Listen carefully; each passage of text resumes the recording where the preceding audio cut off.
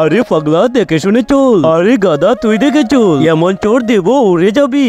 তাহলে দে তো দেখি। নে কলকাতার এক পিস।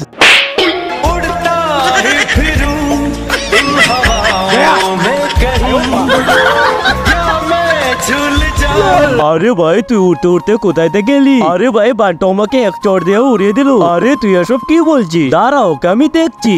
কিরে বান্টু, শুনেছি তুই নাকি চড় দিয়ে উড়িয়ে দিচ্ছিস? হ্যাঁ তাই, তাহলে আমাকে দে তো।